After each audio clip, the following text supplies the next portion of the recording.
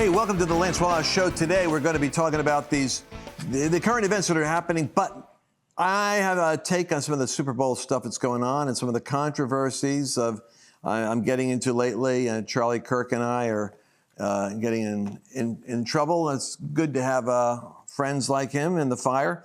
But why are we in this battle right now? Where are you heading? And why is the church being put into this position where it's being attacked by its own side even? I'll tell you why. Because look at the Super Bowl ads. Do you see those ads? Have you looked at like the woke Jesus ads that are out there and you're wondering, well, something's weird here in the representation of Jesus. And that's why I knew this was coming. I did a series within the last couple of months, actually 12 months, called End Times Jesus. And the reason I have this like lion with fire in his eyes is because when Jesus first came, the Jews were expecting a deliverer, a messianic Alexander the Great, a Julius Caesar who would deliver them.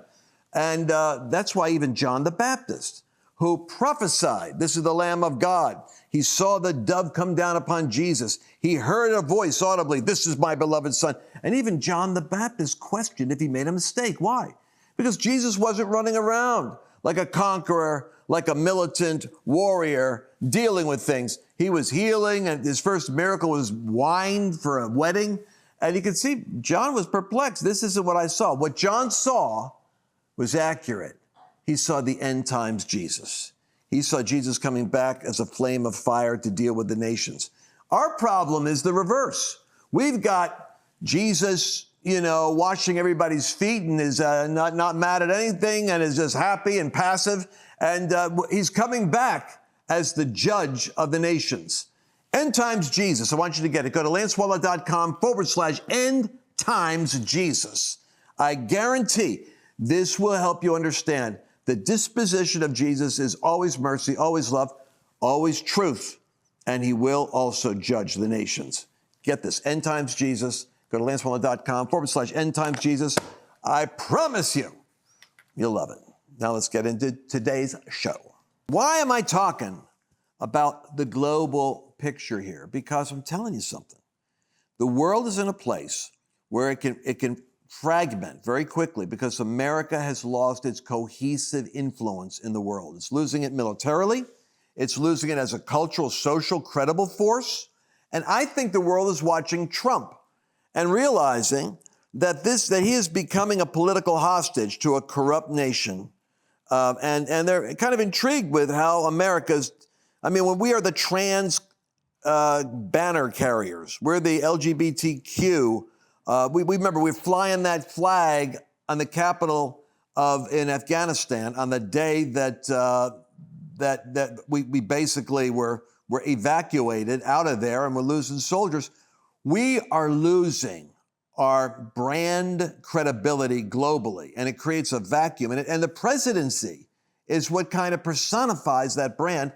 That's why I'm coming back and saying, I am hopeful, actually, that Donald Trump is on the scene and coming back, because that's the only answer. The populist movement has got to clean house. The left, the Bernie Sanders, Ocasio, radical left-wing Soros machinery funded with all of the Antifa BLM and Code Pink and Open Borders activists, the funding of their machinery and the working of it into the lobbying organizations in Washington.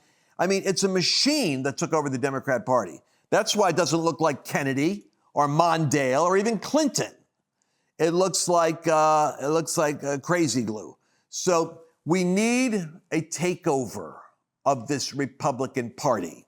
And MAGA represents it. The populist movement represents it.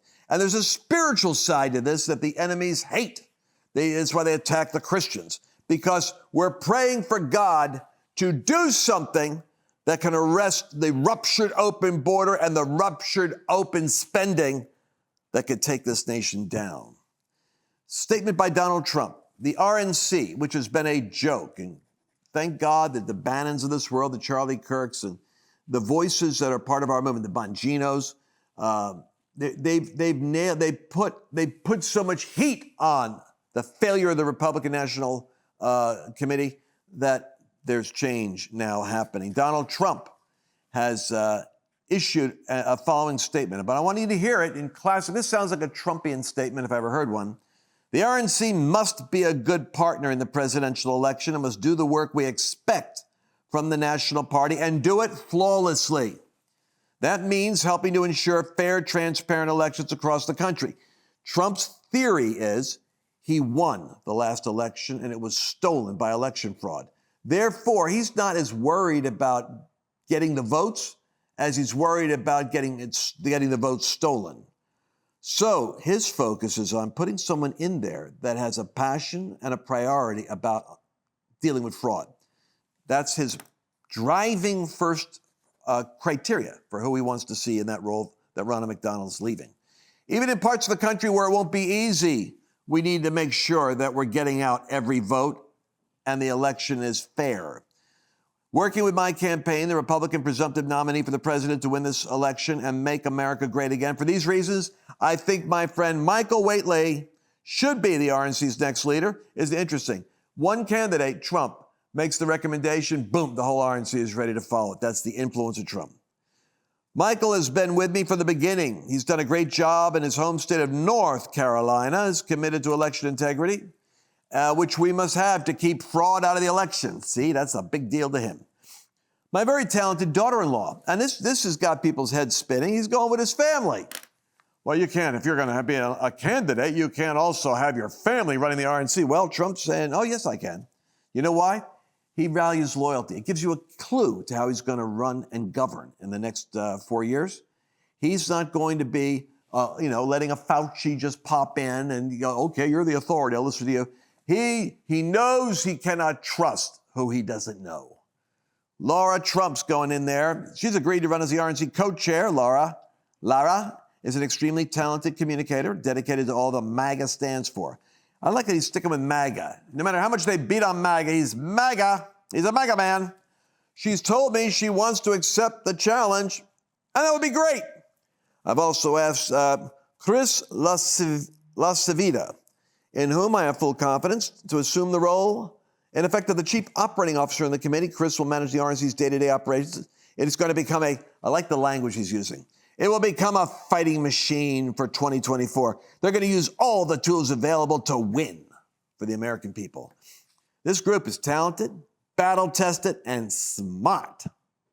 They have my complete and total endorsement to lead the Republican National Committee.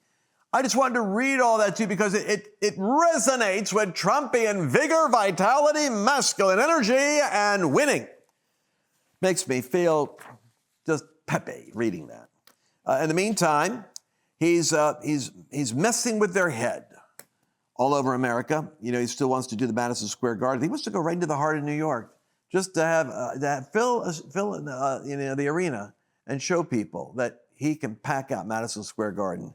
He also wants to plan to attend the Georgia hearings. You talk about, it was said that Napoleon's presence on a battlefield was the equivalent of 6 battalions. And that was his enemy's assessment because the psychological presence of Napoleon. Well, Trump plans to attend the Georgia hearing on the misconduct allegation of his prosecutor. Nothing says he can't. He wants to go and be right there listening to in Atlanta on Thursday of this week as Fani Willis engages in a defense of her personal relationship with her lead prosecutor. And they put 34 counts of falsifying business records on Trump. Just to remind you the hell he goes through. I get so fed up with these evangelicals that are anti-Trump. They wouldn't last a day with what this guy goes through. In all their Pentecostal zeal, they couldn't handle what he does. 34 counts of falsifying business records in connection with hush money payments to an adult film star, Stormy Daniels. So they're going back into that thing over a decade. And then he's got the racketeering case where a grand jury indicted him and 18 others in August, which is basically all the lawyers are in danger of being criminalized for defending the fact that the election wasn't properly audited. And indeed, the theory is, in Fulton County especially, election was stolen. If Trump attends Thursday's hearing, he's going to be able to watch as Willis's personal life and her professional integrity are scrutinized and cross-examined with questions. And courtrooms have in many ways become campaign stops for Donald Trump. He will extract something out of everything in order to make it profitable. And so Fannie has to explain her relationship, the money, the vacations around the world, and I believe that it's going to possibly undercut her credibility in a serious way as the prosecutor against the former president. We've got 3 minutes and 50 seconds in this segment, and I don't want to miss. I don't know whether I should go. What do you think, Mercedes? I could go with Osteen's church. Or I could go with the Super Bowl. I got to cover. I want to cover the massive 400 million people watching this. Yeah, start with whichever one. Go with the Super Bowl, and then we'll go to the next segment. All right. Okay. So the Super Bowl. All right. So a lot of money goes into the Super Bowl commercials, obviously, and so it's a real opportunity. What was your take on I'm wondering what your experience was watching the Super Bowl. I found it kind of weird in a way. Humor got the best ratings. The Christopher Walken talking got big ratings. It's almost like America wants to go to football not to be lectured to, not to be moralized. America goes to football to forget about the things that divide us and to focus on people of extreme talent doing what is extraordinary in a metaphor of combat where only one can win. And what happens is we end up getting overtaken with we got too many national anthems, people taking knees. It becomes immediately everything the left touches. And I'll say this. And even when they get religious, when the left gets involved with religion, it doesn't really challenge you or edify you, or it kind of moralizes again in a weird way. And so these commercials on He Gets Us really got some weird responses, primarily because the images that are used, and those who are listening to the podcast, you're at a slight disadvantage if we play this, because you can't see it. These are Norman Rockwell images of... They're actually photographs. A lot of people thought they were AI. I thought they were AI. They're not photographs. They are photographs, 100%. Mercedes is saying they're photographs? All right, now you provoked me. All right, we're going to play it. I want the audience that's watching this, tell me if this is a photograph or if this isn't, in fact, an artist's rendition. Let's go ahead and play the...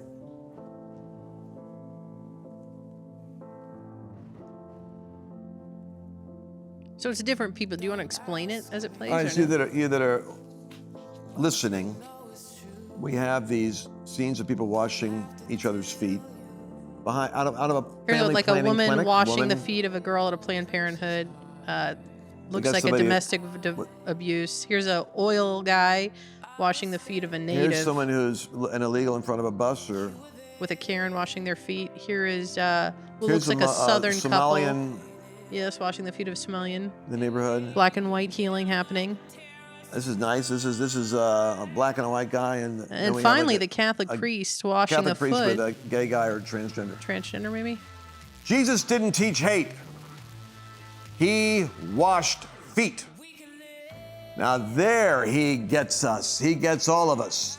All right, so you could look at the images. To me, they look like they were photographs that were painted on. Okay. They definitely have some effects, but they were supposedly photographs. But go ahead, go. My point is this, with 23 seconds. It's the conclusion of it. I could look at all those images and I could say, all right, this, I'll just pass on that.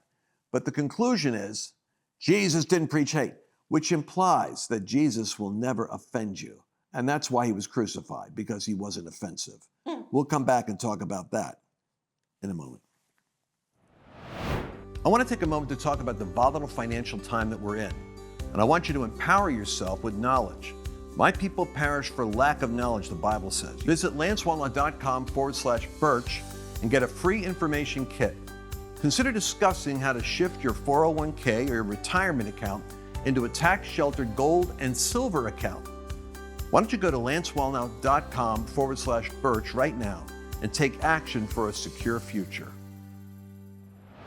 So we're coming back into the big Super Bowl ads, $14 million spent on telling us that Jesus didn't preach hate, which means that anyone who is actually a force for enforcing morality in any area is actually preaching hate. And the only thing that Jesus ever did was nice things and wash people's feet.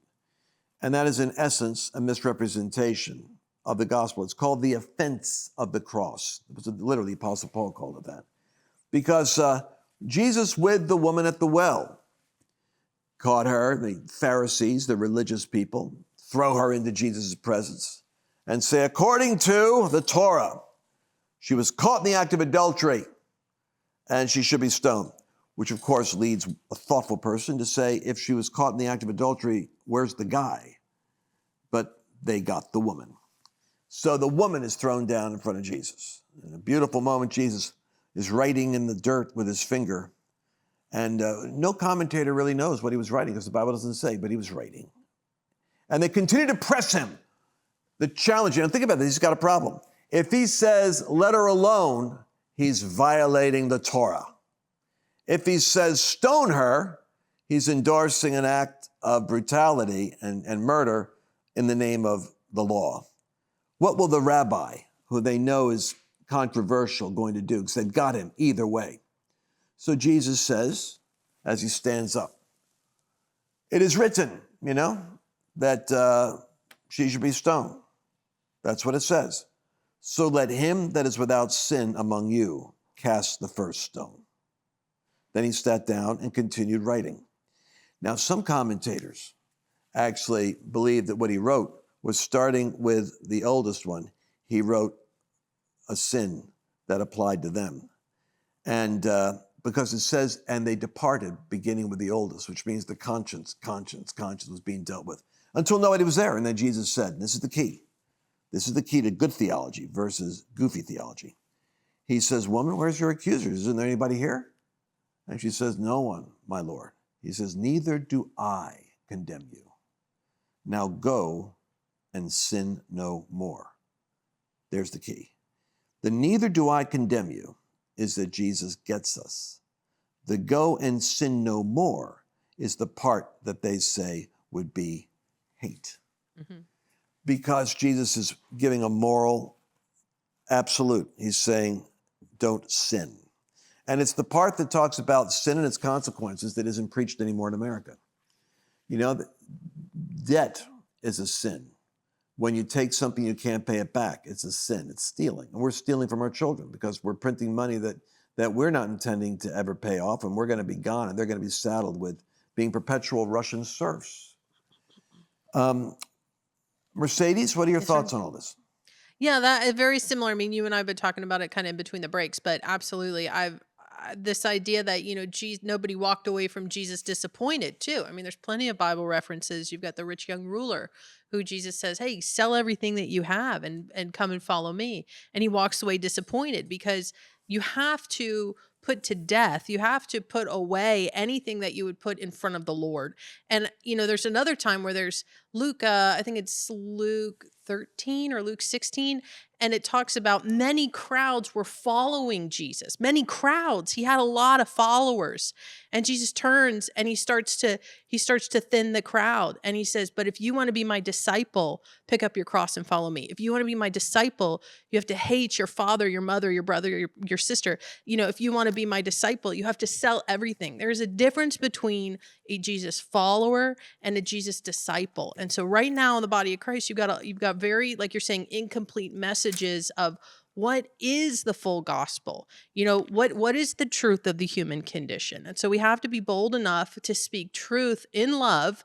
Like 1 Corinthians tells us, love does not rejoice with evil, but it rejoices with the truth. It doesn't rejoice with iniquity. It rejoices with the truth. So we can't celebrate sin, but we got to love people enough to tell them the truth. And I'll just give you a quick verse here. It says in Matthew chapter 12, just looked it up real fast. Jesus is teaching. And then, the Jesus who doesn't ever offend you and just washes feet and never says anything controversial, he turns to the people that are there and he says, you brood of vipers, how can you, being evil, speak good things? For out of the abundance of the heart, the mouth speaks. A good man out of the good treasure of the heart brings forth good, and an evil man out of the evil treasure brings forth evil. But I say to you that for every idle word you speak, you're going to give an account on the day of judgment. By your words, you'll be justified. By your words, you'll be condemned. And then some of the scribes and Pharisees answered saying, well, give us a sign. And then he says, an evil and adulterous generation seeks after signs, and you're not going to get that sign. You're going to get the sign of Jonah in the whale 3 days, came back out. That's the sign, predicting his own death. What I'm saying is that I could show you a lot of real Jesus conversations where he doesn't come off as the passive Gandhi character that the religious left tries to make him look like. And I'm sorry that it was evangelical funding on the right that decided to do this campaign, because it really represents more of a woke Jesus than a Jesus that will awaken you. So I don't know whether $14 million for those ads, for that ad right there, and it doesn't help. It's actually a political smack, I think, at what is perceived to be the anti-Christian nationalist narrative, which is like a demonic branding and misrepresenting God's people. But what's amazing is there is a 1 minute or 45-second ad that was put together by somebody, and it wasn't 14 million. They put it together in response to the weird woke gospel presentation, and they just put it together. I think it's the same music, same soundtrack, only this one is a number of lives transformed by the power of an encounter with Jesus. People that were former, let's go ahead. I'll narrate it for the other on a podcast. Watch it. It's powerful. This is the gospel. So we have a former witch. That's Kat Von D, by the way. Okay, you know who these people are? Former jihadist. A former KKK member. These are all pictures. A former drug addict. A former gang leader. A former drag queen and prostitute. Former abortionist. A former transgender. A former porn star with her husband. Former New Age guru. A former lesbian activist. Jesus doesn't just get us, he saves us. He transforms us, cleans, restores, heals. Such were some of you. It's more powerful, right? I'll tell you what. That's what it should have been. That's what it should have been. I'm glad that we could actually show the Real America Voice audience who could see it. A decent Super Bowl commercial. If you're gonna go gospel, go gospel. That's the point. They didn't go gospel. They didn't go gospel. They went wokey. All right, so I don't want to kick a dead horse. I do. My heart goes out to folks that are trying to do good and put money. It's like you listen to these consultants, tell you who screws you up. Yeah. People that have the money, they listen to the consultant, and sure enough, they get some woke version. Exactly like John Maxwell. Well, that's the other hot potato. I have a pastor friend of mine that just went to a conference in, Florida with churches of 1,000 members or more. And they had their denominational leaders there. And John Maxwell brought in as the leadership guru to talk about leadership for the pastors. And they came out and wrote me the most disheartened, letter. They said they brought their 18-year-old daughter, and Maxwell's main message, almost like a rebuke to anyone that was involved with politics, to steer clear of politics, steer clear of issues that could be divisive, maintain the unity of the Spirit, and don't assume that you're going to be able to change America, by focusing on politics. Only Jesus is the one who can change America. So keep the strife out and focus on evangelism, and you can feel vindicated staying away from the political spirit of this coming election year. I got a whole library of Maxwell material. So the guy's brilliant. But this is the wisdom, ironically, that sounds spiritual, but it's the wisdom of the world, not the wisdom of God. Because the wisdom of God is that if you're living in a period of time, let's go back in time, that same logic was the logic of border states during the Civil War. In Maryland and in Kentucky, they said, the pulpits were told, stay out of politics, focus on the kingdom, focus on Jesus, maintain the unity of the Spirit, don't get sucked into the conflict. Why? Because border states have Southerners and Northerners in the church. Yep. So avoid politics. Every church is a border state, and every pastor has to make a decision whether they're going to be against slavery or for it, whether they're going to be for the National Socialist agenda that is going to persecute Christians, Jehovah's Witnesses, and Jews, or whether they're going to avoid the politics and focus on the kingdom. This is an age-old problem for spiritual leaders, where you can rationalize avoiding the courageous business of talking about the 2, 3, or 4 top issues that your people are going to vote on. You don't have to focus on a candidate. You don't have to say, I'm with Trump, because you might not like Trump, but you might like his policies. You might say, I'm for reducing the debt because debt is a sin. I'm for securing the border because when a wall is broken into, you have destruction. And you can give a theological argument for your beliefs and help your people get moral clarity.